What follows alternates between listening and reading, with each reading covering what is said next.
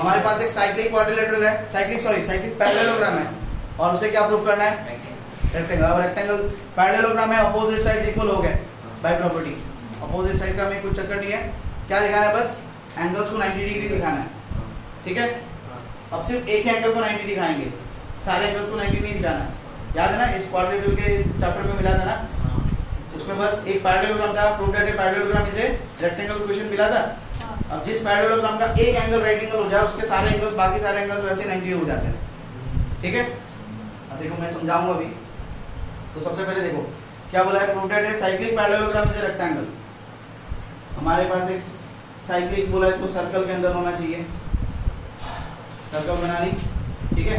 और प्रूफ क्या करना है? इसे रेक्टेंगल प्रूफ करना है। तो क्या बनाओगे? रेक्टेंगल,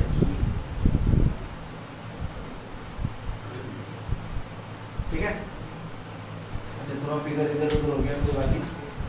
तो ए बी सी डी, तो ए बी सी डी क्या है? एक साइक्लिक पैरेललोग्राम है। साइक्लिक है तो देखो यहाँ पे दो चीजें बताई गई है, पैरेललोग्राम भी है तो इसमें हम पैरेललोग्राम की प्रॉपर्टीज लगा सकते हैं, और दूसरा क्या है? साइक्लिक है तो साइक्लिक क्वाड्रिलेटरल की भी प्रॉपर्टीज लगेंगी, ठीक है। सबसे पहले देखो गिवन क्या मिला, ABCD is a cyclic parallelogram.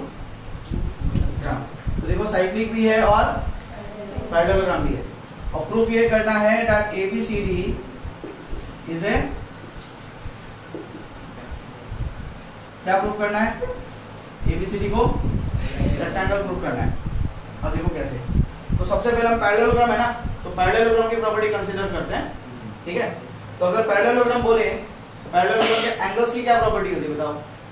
और angles are opposite angles are equal.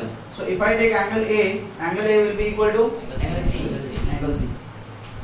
So क्या बोल सकते हैं? angle A equal to angle C. That will be statement number 1. अब ये equal क्यों हुआ? opposite angles of a parallelogram are equal. तो ये पहले हमने लगाई किसकी प्रॉपर्टी? पैरेललोग्राम की। अब लगाते हैं किसकी? साइक्लिक की प्रॉपर्टी लगाते हैं। अब साइक्लिक क्या बोलता है? इन्हीं दो एंगल्स के बारे में साइक्लिक क्वाड्रिलेटरल में क्या मिलता है? दोनों का sum angle A plus angle C equals to 180। अब ये साइक्लिक की प्रॉपर्टी है that opposite angles of a cyclic quadrilateral are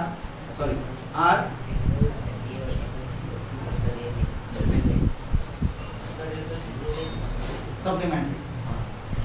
तो देखो A और C इक्वल मिला था by property of parallelogram, opposite angles are equal, और A प्लस C 180 मिल रहा है बिकॉज साइक्लिक के अपोजिट एंगल्स क्या होते हैं? सप्लीमेंट्री। अब A C के इक्वल है तो मैं A को क्या लिख सकता हूँ? C, या फिर C को A लिख दो, भी चलेगा। एंगल A को क्या लिख देते हैं?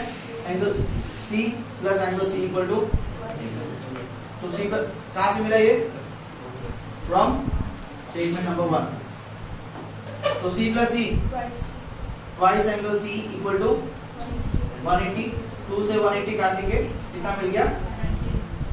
एंगल C मिल रहा है कितना? 90। अब ध्यान से देखो क्या बोलता, मैंने बोला a parallelogram with one of the angles is 90 degree or one of the angles as right angles is a rectangle। अब वो देखो क्यों बोला मैंने, ठीक है। जैसे A और C 90 इक्वल है और A और C का सम 180 था, तो C मेरा कितना निकला? 90। अब C 90 है तो A भी 90 होगा, तो ये 90 ये भी 90 हो गया, खत्म। सिमिलरली B और D भी अपोजिट है, राइट। तो B और D अपोजिट है और सिमिलरली B और D का सम भी क्या आएगा? 180 सम। तो उससे क्या मिलेगा? B और D इक्वल है और B प्लस D का सम 180 है। सिमिलरली इसी तरह से B और D ये भी 90 मिलेंगे ना, हाँ? या फिर और भी तरीका देखिएगा, मेरा C 90 है, A भी 90, अपोजिट एंगल्स इक्वल। अब C और B क्या है? Adjacent angles, and adjacent angles of a parallelogram are also supplementary. तो C प्लस B का वैल्यू क्या आएगा 180, C 90 है तो B क्या आएगा 180 माइनस 90, 90 आ गया तो B 90 हुआ। B का अपोजिट कौन है अब D, तो B 90 है तो D भी 90। तो देखो अगर मैं एक एंगल को 90 बताऊं, मेरे बाकी सारे एंगल्स 90 हो रहे कि नहीं हो रहे, हो रहे ना। सो thus ABCD is a rectangle। क्या बोल के लिखोगे, since a parallelogram with one angle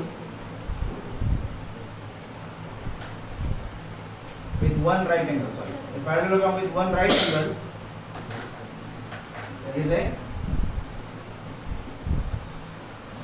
rectangle। समझ आया, क्लियर है।